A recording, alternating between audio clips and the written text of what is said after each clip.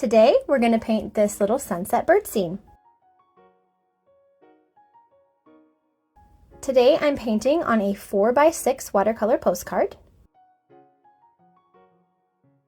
I'm using Daniel Smith paints. I mix my colors from this set of warm and cool primaries. I'm also using 3 brushes today, a round 16,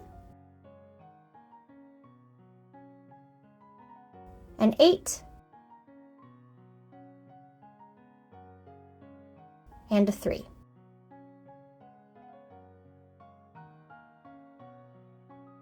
First, I'm going to draw the lines that will be my electrical lines. The direction and angles that you make don't have to be exactly the same as mine.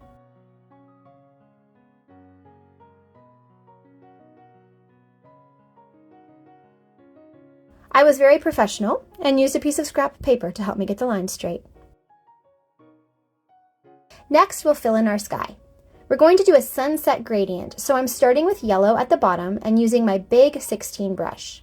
Remember to start light. You can always darken it up if you need to.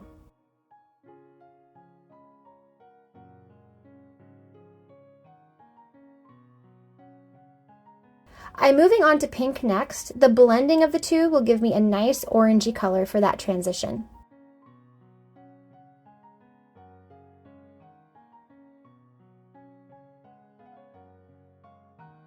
Doing gradients like this just takes a little bit of practice. My main tip would be not to overwork it and end up muddying your colors. Less is more.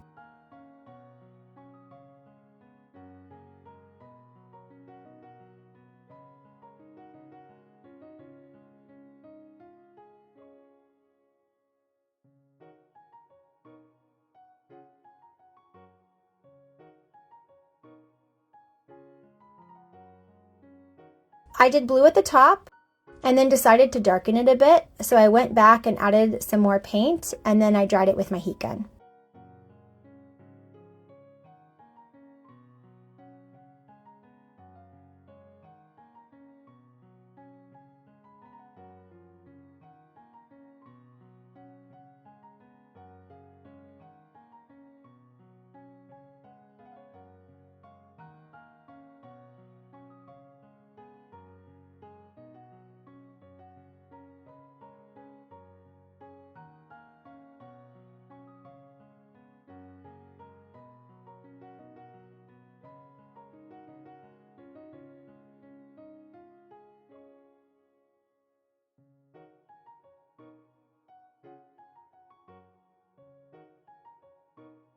Next, I'm using my number 8 brush to add the clouds. I'm just using the same pink color and kind of drawing my brush across the paper in random shapes. As you paint and the paint is leaving your brush and getting lighter and lighter, let that happen so that you can have some clouds that are darker and some that are light and faint as if they are farther away.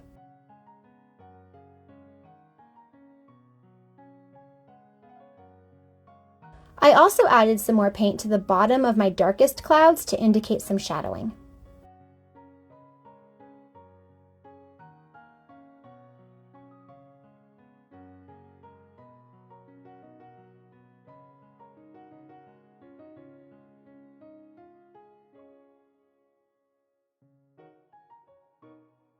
Then I painted my lines using my number 3 brush.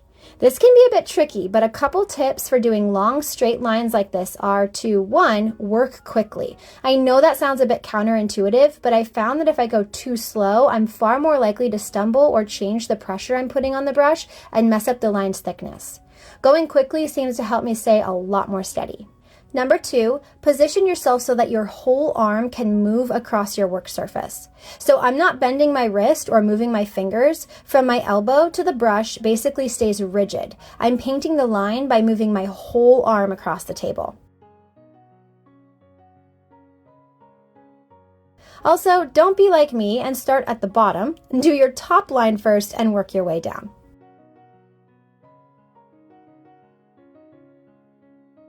Okay, now we're going to add some birds. There are so many different positions and forms you can paint. You start with a little blob for the body. If they're turned to the side, you can do the tiniest little bump at the top for a head and then a line down for the tail.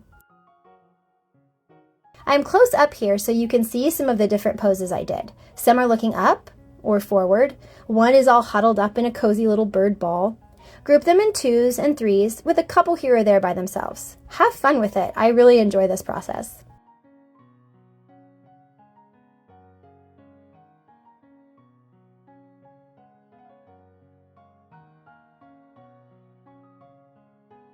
And now is the part where I realized that when I changed camera angles, I forgot to press record and I didn't get the ending of the piece on my phone. I was so frustrated, but thankfully to finish off this piece, I just did more birds on the top wire in the same way and then one by itself in the middle wire. And that's the anticlimactic end to this little piece. Do you think the single bird represents loneliness or being willing to stand alone for something you believe in? Or am I overthinking it? Let me know in the comments and don't forget to subscribe for more fun painting videos. Thanks for watching. Bye!